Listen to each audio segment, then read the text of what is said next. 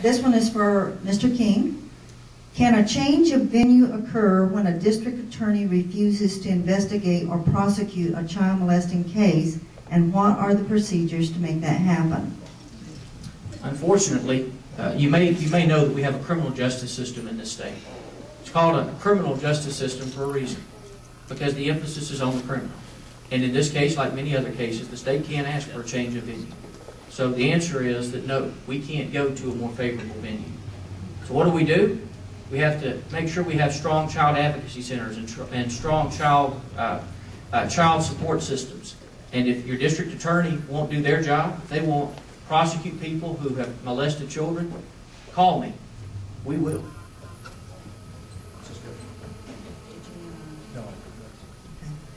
This one here is for Mr. Strange. What do you plan to do to help crime victims in Alabama, and where is it on your priorities? Thank you. As I mentioned earlier, crime victims are, if you don't get up every morning thinking about that and how to straighten that situation out, make sure justice is being done, you shouldn't come into the office.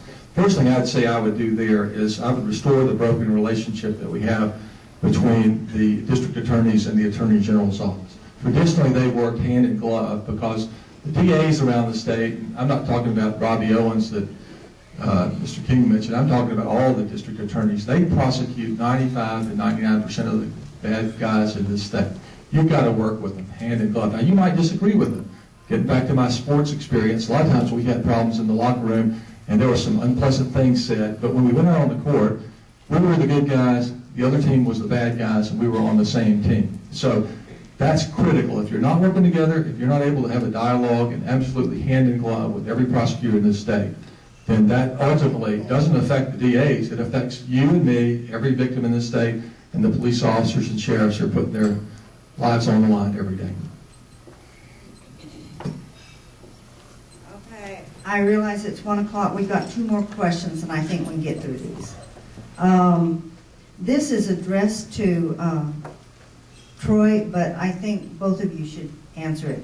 It says, since you have fought hard to protect our children, how will you fight to protect them from the societal ills of gambling, since it seems like this is become law? Well, I don't know that I think it is going to become law.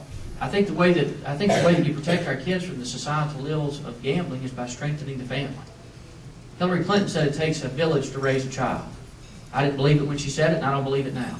It takes parents and people who will look after each other's children. I grew up in Elba. It's like having 5,000 parents.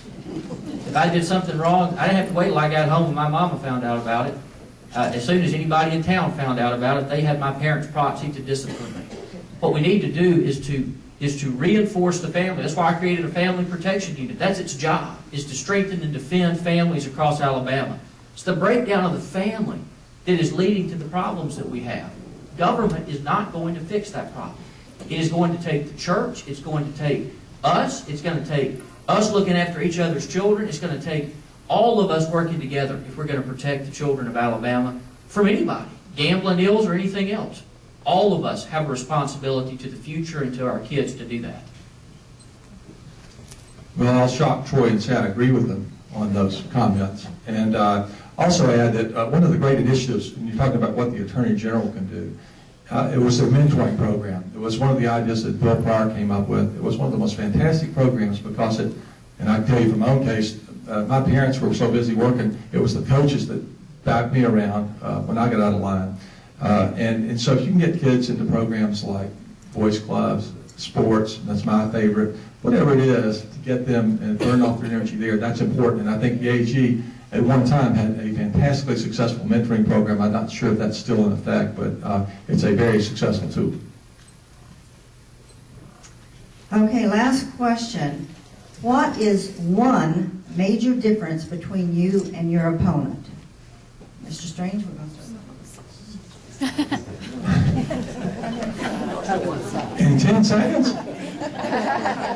Well, there are lots of them. And please, again, go to the website, Google, go take a look at my experience, talk to people that know me, and you'll learn where I'm coming from and make your own decisions. I would say this, experience-wise, there's a world of difference between the two of us. My 30 years have been spent in private practice representing people all over this great state of Alabama focused on creating jobs. So I come out of the world that you all live in, where you have to face every issue under the sun. And it's been a pleasure to do that. It's a different perspective. It's a teamwork kind of perspective. But take a look. There's no nearly enough time to talk about all the differences. But please have me back. And thanks again for this opportunity today.